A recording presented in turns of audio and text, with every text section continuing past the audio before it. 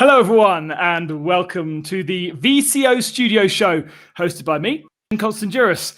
VCO is a young and up-and-coming company supporting esports racing and attempting to merge the world of real and esports, something I'm incredibly passionate about. And so we want to educate you in the processes and the people behind the very best in sim sport.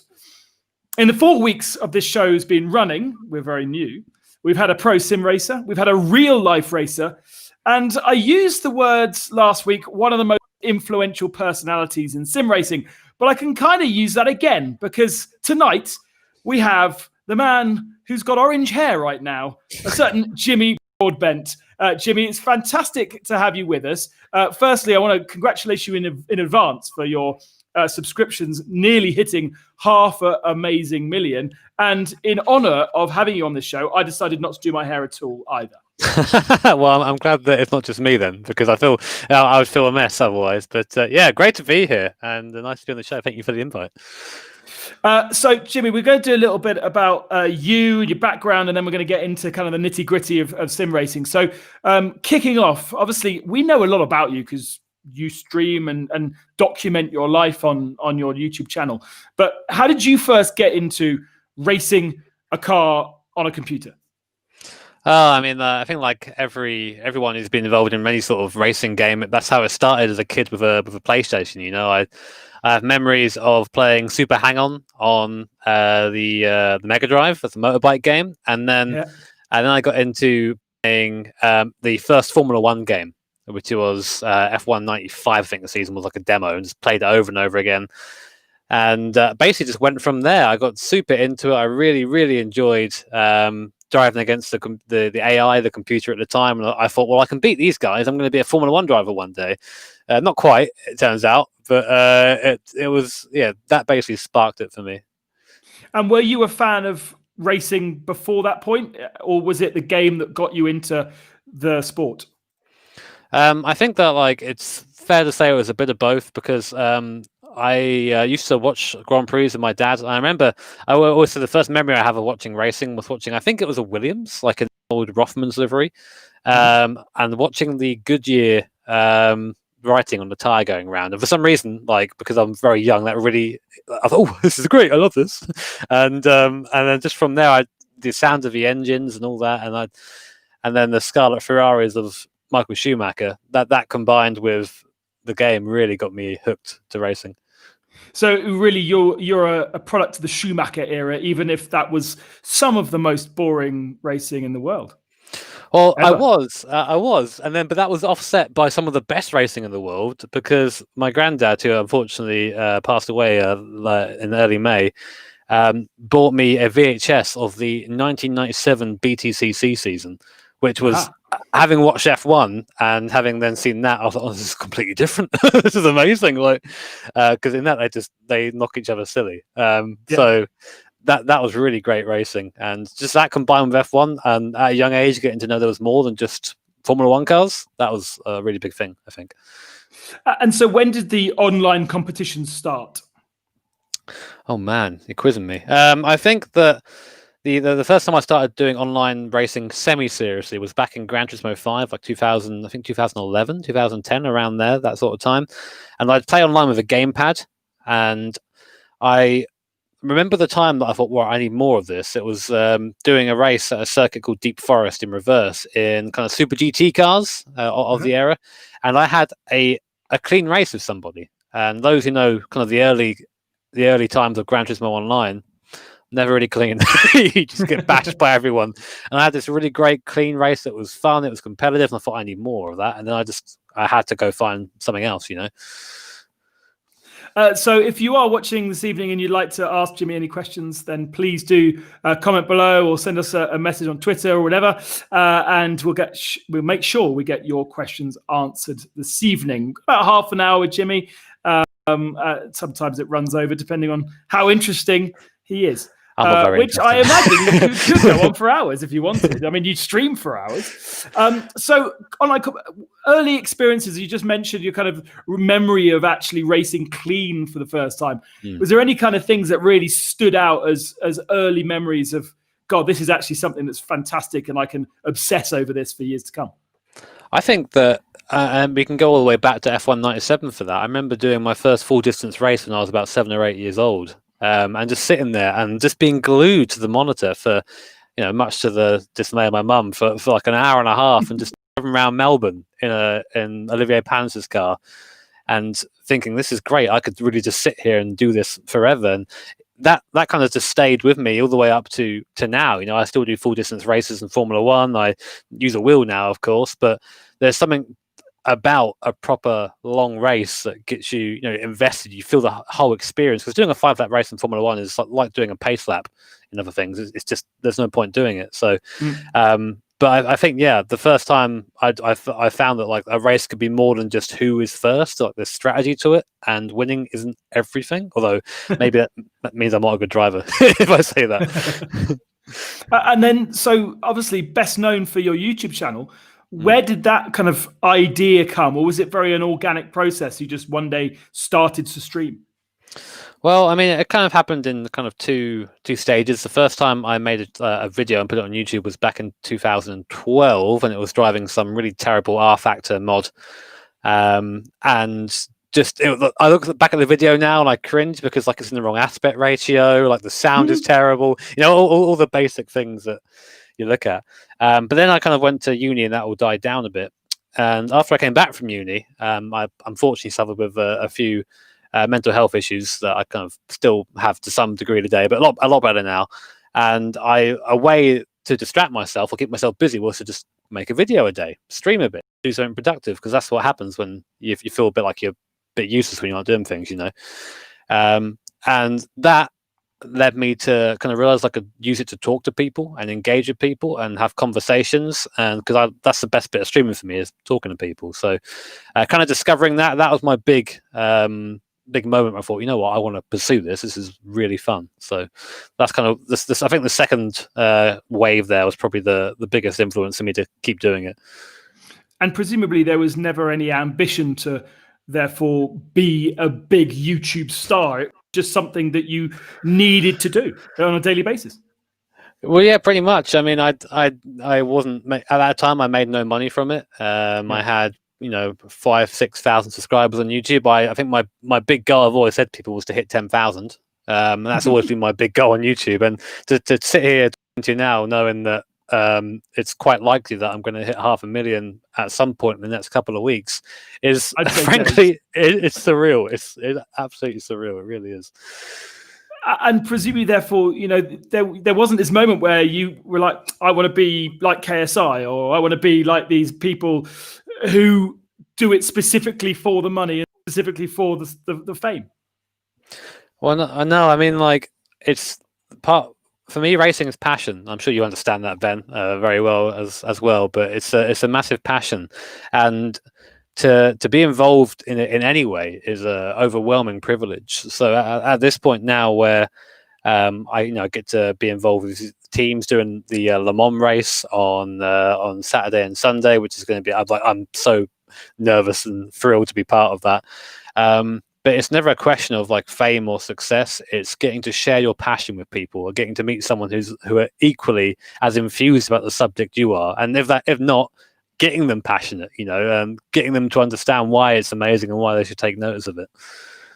What does it feel like for you going to somewhere, let's say, like a sim racing exhibition, and therefore meeting people that you only normally talk to virtually, and seeing their reaction? Has that sat well with you yet? It's never something you really get used to. I've even out in the public, I've been recognized a couple of times. I think this hair doesn't really help, to be honest. No. But it's a very weird thing, because I've always been, I think, like a lot of us sim guys, quite introverted for a time. So then to have people kind of want to talk to you and then pick you up, oh, Jimmy, I want to talk to you. I always want to give them time. I always give them the time if I can, because I'm thankful that they care enough to want to stop and speak to me. But at the same time, it is odd. I don't think if it ever becomes unodd, I think that maybe I need to retire. Where do these ideas come from? Where do you get? Because some of your videos are fantastically crazy. Where do they spur from? I don't know. A lot of the time, it's just because one of the great things about sim racing, right, is that it isn't real racing, and this is something people need to get into their heads instead of trying to make it real racing. It isn't, and that means that we can do silly stuff. That I can take the place that I live and put 4 wheels in it and an engine in it and then drive around a circuit. Like, that's hilarious. That's fantastic, and you can get an idea of how it would handle if you did that. Those are the really cool things, I think. Or you can go. Something I've been doing recently is driving kind of old JDM cars on simulated Japanese mountain roads, doing toge style driving. That's really cool. You can never do that in real life because it's very illegal. but you can do it in sim and get an idea of what it's like, and that's what sim racing is for me, is getting to kind of fill those cars and those places that you wouldn't really have an opportunity to drive in real life, and get to understand a fraction of what they're about. And now you're getting to a point, we'll talk a lot more about more recent times, but your presence and your amount of followers is opening doors for you. And I think your most successful video to date is basically an invitation from BMW. Is that correct? It was half invitation and half me trying my luck. It was someone said, "Oh, you should come have a go," once, jokingly, and I said, "Oh, remember that time you said that? Come let me have a go." And and they were really happy with it in the end, which is the main thing, because it's always a big risk for anyone. BMW letting me, just some randomer, come in and joke about with their sim stuff. But I was, again, just honoured to be able to have the opportunity, and there is such a big difference between that sim and this sim here. It really is night and day. Yeah. Moving on, you, I suppose, a couple of years ago now, moved into commentary. Now, how different was that to talking about yourself doing stream, to talking about others and being kind of the expert object? I think, to be honest, like, it was a natural progression. I've done commentary before. I did stuff with Gran Turismo. I did kind of hobbyist commentary on a series called the Virtual Endurance Championship. I used to commentate on that quite a lot, and for me, it's the same sort of style as my videos. My videos are a little bit less serious, of course. So there's a little bit more rude, a bit more jokey, but it wasn't that big of a step. The biggest thing for me was getting used to being on the camera and doing it, especially last year when we started in Paris and for the Gran Turismo. They were saying, "Okay, Jimmy, you're coming out the booth and you're going up on the camera on the stage." I'm like, "Oh, what? Am I?" That was quite terrifying at first, but to be honest, I find it to be really enjoyable. I enjoy it as much as making videos, because the comfort of where you are right now, where you broadcast from 80% of your days, is a bit different to actually standing in front of a camera and cameraman and having to perhaps talk about other experiences, or not even have anything to talk about, but you're having to present. It's quite a different thing.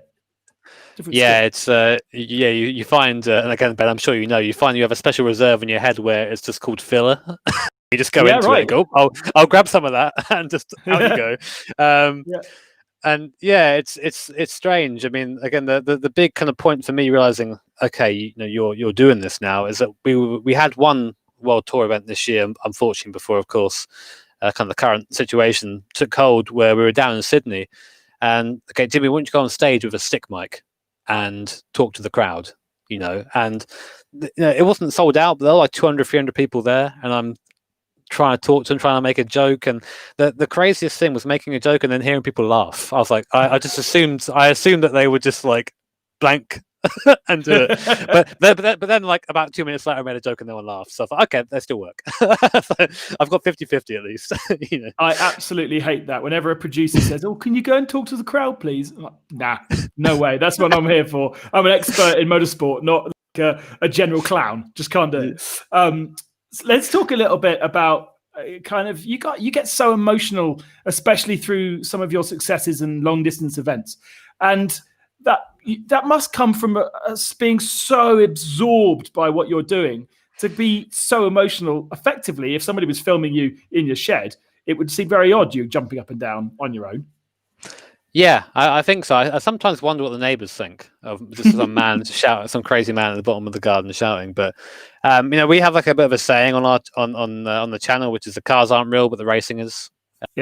Because if you're taking part in a 24-hour race in iRacing, for example, or RF2, or any of the big simulators, you have to put in effort. and you haven't got a team of engineers behind you. It's you and your mates. I mean, luckily we haven't got to deal with mechanical issues for the most part, but we have to go and build the setup from the ground up. We have to work out the fuel strategies and make sure that that's all going okay. During the race, you have to work out the strategy on the fly because there's no one there to tell you half the time, and even then, it's your teammate who has equally less of an idea than you have. And then even then, a random net code or a disconnect, that they are mechanical failures. We have those happen as well. So, for Le Mans, we spent years and years trying to win it, came very close, and finally did it. Same with Indianapolis, where I'd spent, I think, 6 years trying to win that race, and then finally winning it, even after making it very difficult for myself earlier on. I think it's good to have that emotion because it means you're still into it, you're still passionate about it, and it doesn't matter if the car is virtual. If the level of commitment and time and just, I guess, passion you have to put into it is exactly the same, I think.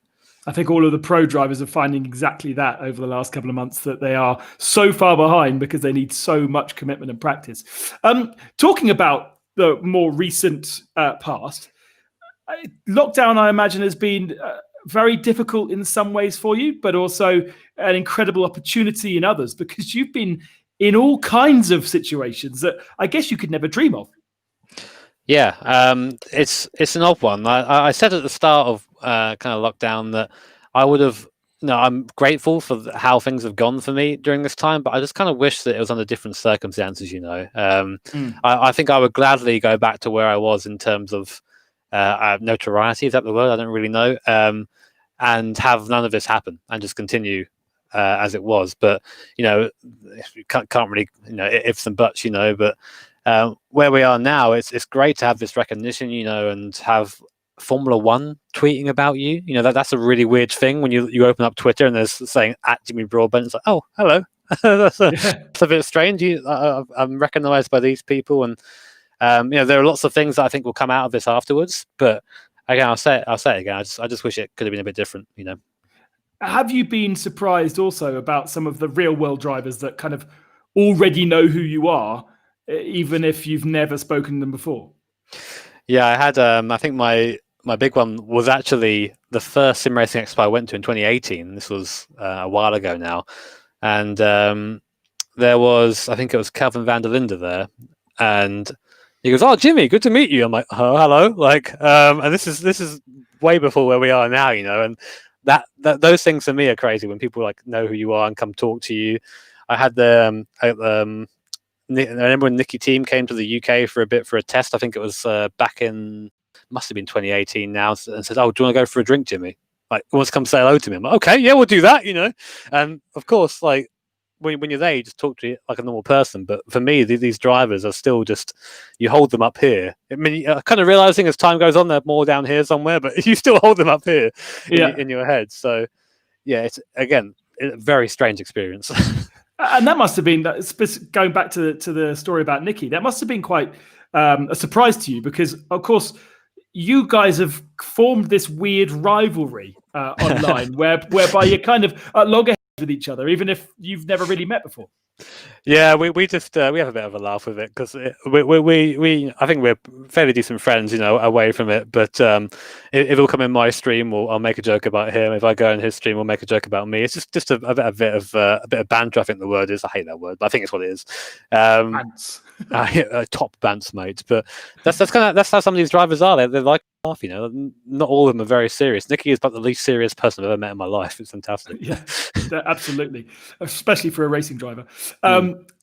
Representing a Formula One team, how did that come about, and how did that feel? Oh yeah, so I didn't know the virtual GP was happening until someone messaged me about it, saying, "Oh, by the way, there's a slot. Do you want to drive in it?" And I thought, okay, obviously yes. Why would I say no to that? And it was one of those experiences where I was sitting there on the stream and I knew, by how fast the chat is moving, that there are 20,000 people here. There are 25,000 people. This is insane. And you're trying to just kind of blinker that out and drive the best you can. And whilst I didn't feel like I was representing the team, I felt like I was just in the race at that point. But It kind of got to the point, I think, with about a lap to go, and I realized that Lando, who had disconnected before, was like catching me on a fresher tire. And again, you can see the chat and it's going really fast in the in the corner of your eye, and you're like, oh no, I know. And yeah, so and then came out of that, and then of course having my face or my car and all the highlight reels afterwards because of what happened, the little bash at the end. So essentially, it was luck I got involved, and then luck that I got the highlights at the end. I think. And would that be your highlight of this period, the bit appearing and crashing into Lando, or there's been so many opportunities for you? I say he crashed into me. That's my. I'm gonna retain that. He crashed into me. But I say the highlight of my period here is just, this period I should say, going through. It's just how the community that I have has come together during these times. It's, don't get me wrong, it's really great to see all these numbers go up and see all these doors open, as you say. But the great thing is seeing all these people who are going through an equally tough time come together behind something they enjoy and they love, and find a way to kind of escape that stress. So I think that's the thing that I've enjoyed most out of it. Also, we raised a ton of money for the Trussell Trust as well earlier on, for a food bank charity after a lot of the crazy virtual GP stuff as well. I think it was something like 25 grand we raised, which is why I have this hair, by the way. So I think those are the moments that I'm happiest with during this. Yeah, having your own charity race was quite a highlight. We've got loads of questions coming in for you. We'll get onto those in just a few seconds' time, and there are a lot. So thank you very much for all of you guys that are watching. I just want to talk a little bit about platforms, because you're actually one of the few guys that doesn't seem to favorite one or the other. You're quite open to jump around all over the place. Yeah, I think that there's a tendency in sim racing to kind of pick one sim, stick with it, and then pretend it's gospel. All the sims, I think, do something good. All of them do things that are bad as well.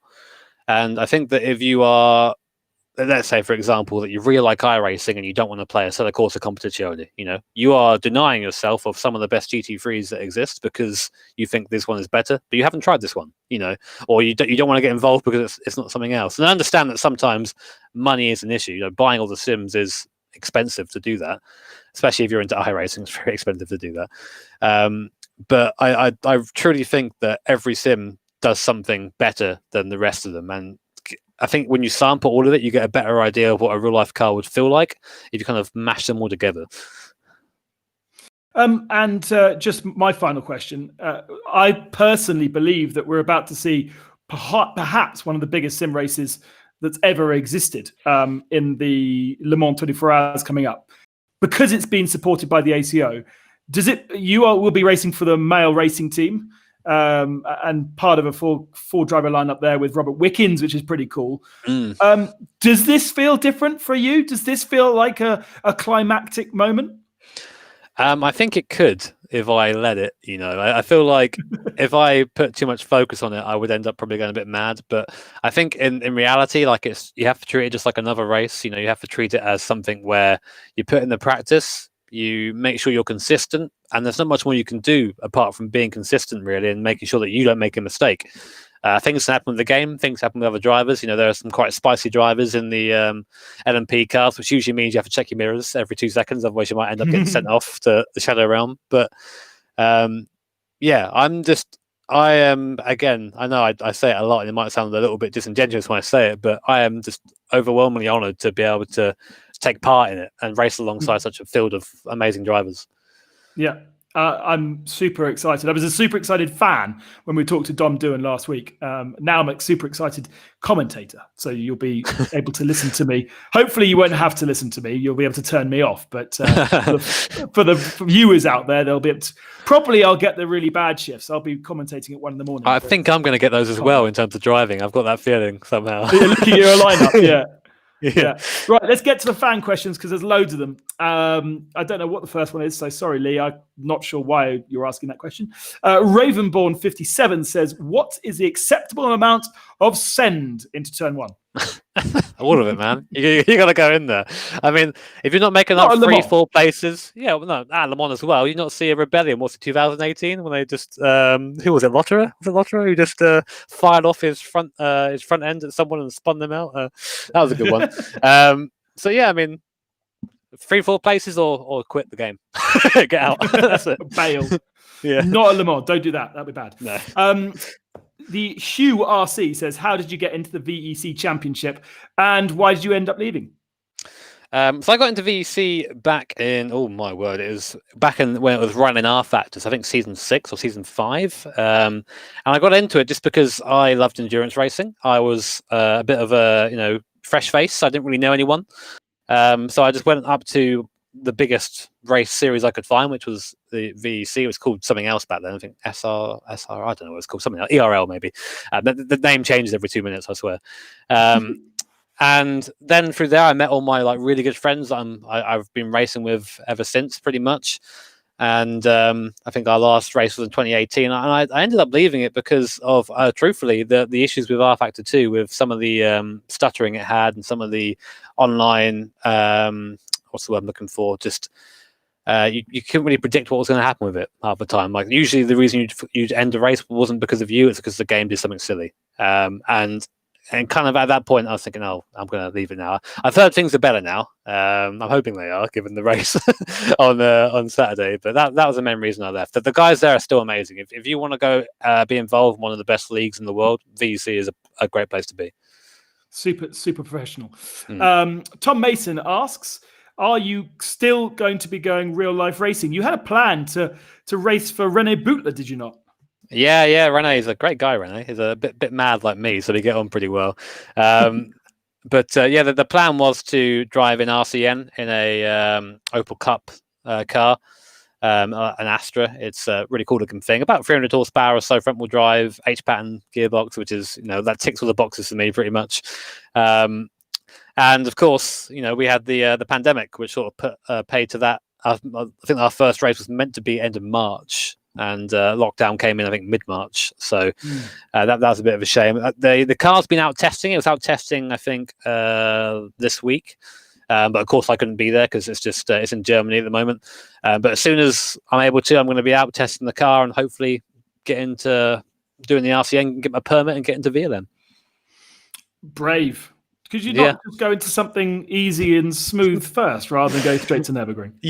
I was having this exact same thought. Like, why am I doing this? Why am I going straight to the most difficult race in the world? But you know what? If I can do that and survive, I can do all the rest. So it's fine. Okay. Yeah, good philosophy. I definitely would choose Silverstone National Circuit over Nordschleife any day, just for my own safety. What advice could you give to somebody who wants to go into sim racing? Sam Lockwood asks, in terms of wheels to buy and what games to start with. That's a question I get asked quite a lot, as you can probably imagine. I say that the wheel you buy isn't really that important. People always put a big emphasis on, I know I've got a direct drive wheel here, but does it make me faster? No. It just adds a bit more immersion, a bit more kind of feel, and you get a better idea sometimes what the tires are doing, but it doesn't make you a quicker driver. I'd say if you're just getting into sim racing, try and find something secondhand. I always say like a DF GT wheel or an old Thrustmaster wheel is a good place to start, old Logitech wheel. And then boot up a game like maybe the original R Factor or Automobilista. If you want to do online stuff, then iRacing or a set of course, a competition is probably the only place you're going to get any proper good racing. But use it to understand what sim racing is on a kind of a low level, and then decide whether you want to spend money on it, because it can be really expensive, sim racing, but you can also go racing for under £100 if you're smart of it. So just don't spend any money before you know what you want to do. Favorite category of car to race in? LMP1, 100%. Okay. LMP1, because I used to love managing the hybrid, and you were never stuck for something to do in an LMP1 car. You're either going around hot lapping, because that's what you do in the fast car, or you're bullying GT traffic, which is the most fun thing you can do in sim racing, I think. So you're always something going on, and in those sort of races as well, you haven't got to be the fastest driver over a lap. And I think over a lap I'm not that quick, but I think over a race I can be be quick sometimes. So that really suits me, and that's why I like doing endurance stuff. So hopefully I'll be able to harness some of that on Saturday. Your favorite track surely is the Nürburgring Nordschleife, right? Yeah, Nordschleife. I mean, I think it has everything. You know, it's a great track, and one that you will never learn. I think you'll always be looking for more time around there, and that's why it's so great. I mean, Silverstone National is great too, Ben, but it's a bit short. It's actually not. It's a horrible circuit, but it's safe. If you could choose, this is a good one. If you could choose 24 hours of Le Mans or 24 hours of Nürburgring, which one would you choose? I think there's different ways to that question, but so I've had the pleasure of being to both as a spectator. Yeah, and I would which take is better. Yeah, Nürburgring definitely. Absolutely.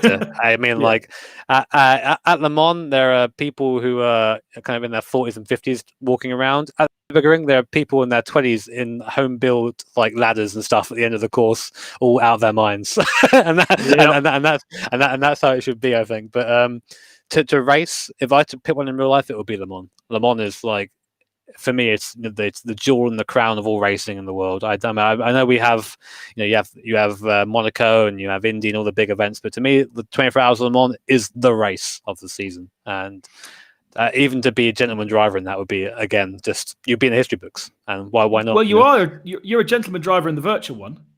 Yeah, that's exactly. Well, I'm SR, aren't I? I got the brand of disapproval. How much have you prepared for the 24 Hours of Le Mans coming up? And is it similar to what you prepare for the other 24 hours that you've done? So far, I've done my required laps. So a little bit of insight that every driver has to complete 10 laps to be able to actually compete in the race. And I've done my required laps and about 15 more on top of that, just to get comfortable with the car. It's my plan. I tend to do the bulk of my practice in the week of the race because then it stays fresh, of course. So my plan is to probably over the next coming days run a few stints, see what the tyres do over the course of 3-4 stints. So thing is, when you commit to doing a stint at Le Mans, like a driver stint, you're committing to 2.5 hours, 3 hours of your time to sit down and do it, and you have to do it. And if you crash midway through, you start again.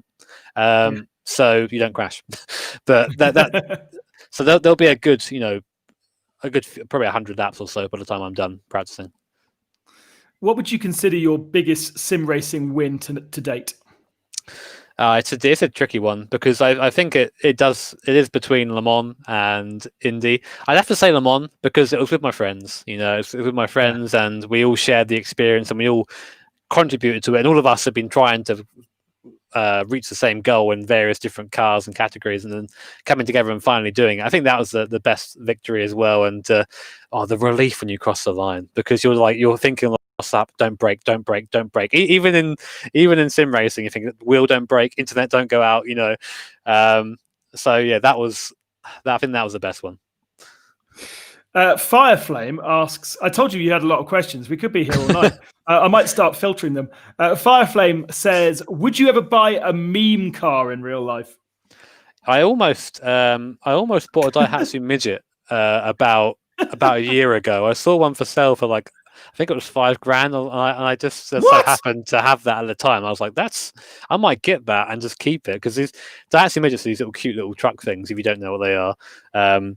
But at the end I was like, no, I probably shouldn't. And then I was very lucky recently to have the opportunity to buy an R35, and I found a bright mint one, and I was like, oh, maybe I'll get that. But then I didn't hate myself enough to do it. So. So how many cars have you got in your garage at the moment? Is it just the one, the new one? So right now I have 4. So I have the 350Z, which is my old car, which is probably going to go soon. But it's just on my drive at the moment. It's a great little car. Well, not little, but it's I always love how it drives. I have the R35. I have the first of my 2 babies, the R32 GTR. Which is nowhere near my house. No one is going to touch that ever. And I also have my MX-5, my first car that I ever first car that I bought after uni, which I bought in 2014, I think. And that started off as a 1.6 for the rust, as all MX-5s do. and now is a built 1.8 with about 350 horsepower, big turbo attached to it, and it's about as fast as a GTR to a certain point. So great fun. And have you now kind of completed your dream car garage, or is there still like if you had all the money in the world, is there still a car you'd put in there? You can't quite see it, but there's a picture of it here. A GT40 Mark 1.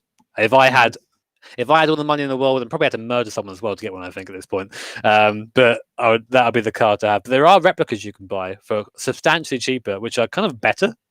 They work better. So I think maybe that would be like the last one I went for. But even a replica of one of those is like, you're talking 150 grand, and that's money that I could not justify ever. I think Jean Lacey's got one for sale, hasn't he? Didn't he say that he had to sell one to fund his son's career? I heard that was an F40. Is that okay? An F40, which is also up there as well. I mean, there are numerous cars that if I had the money, I'd go and buy, but at the same time, like, probably shouldn't. But you've got 4 already. That's quite enough. Yeah, my girlfriend's not happy with that. You can give her one. That's a nice present. Oh no, definitely not. Peter Roche Racing says, "What is your dream racing game?" That's an interesting one, because I guess this could be a combination of bits of R Factor, bits of iRacing, and bits of ACC.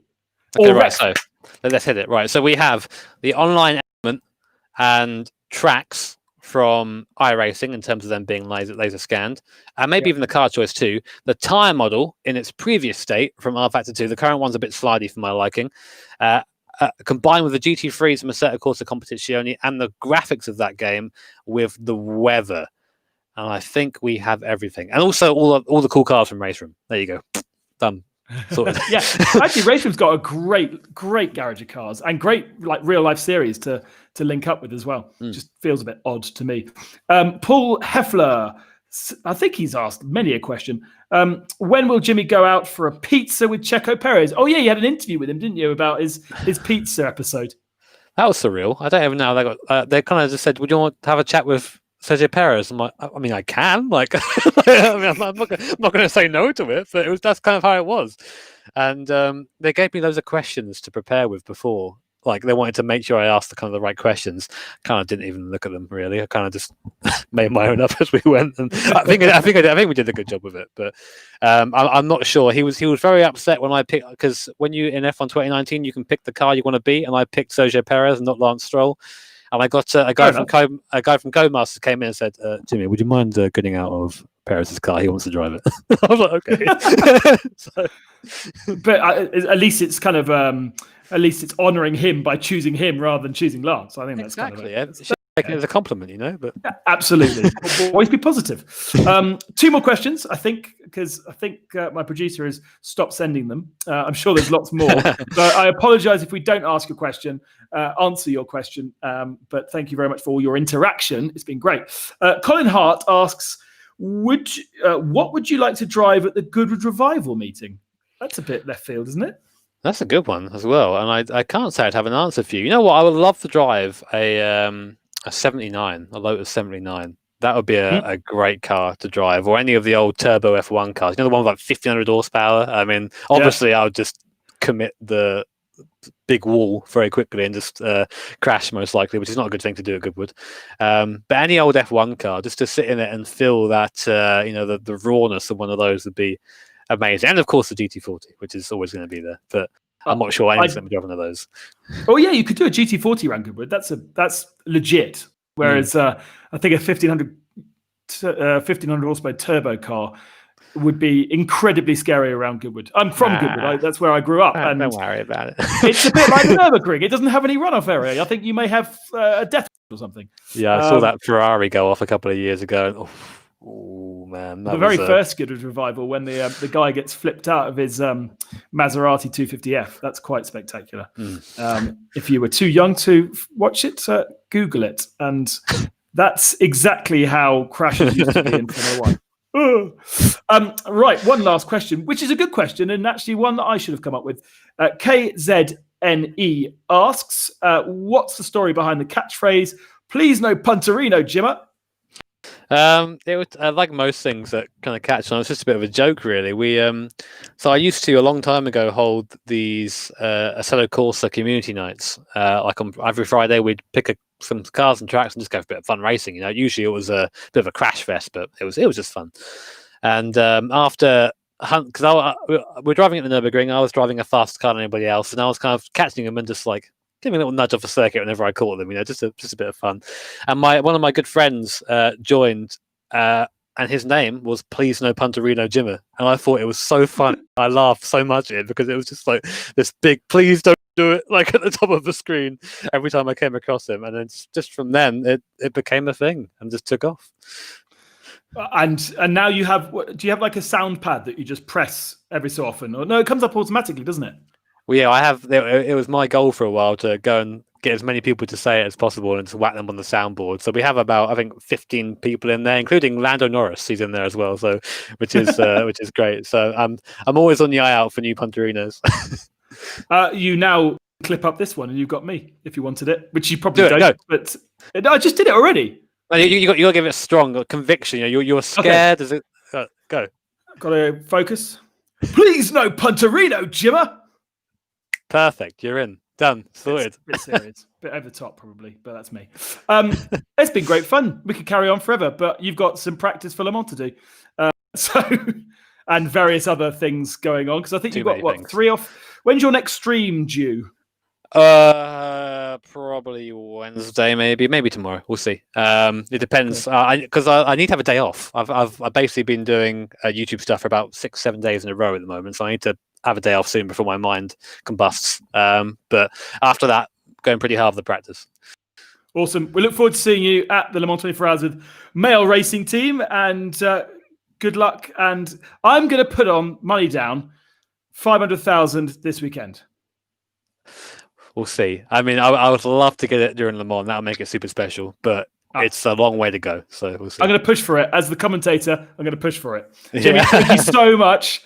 It's been a real pleasure. And join us next week. Who knows who we'll be talking to? It's always a bit of a surprise, but it's always great fun. This is the VCO Studio Show with me, Ben Constanduros.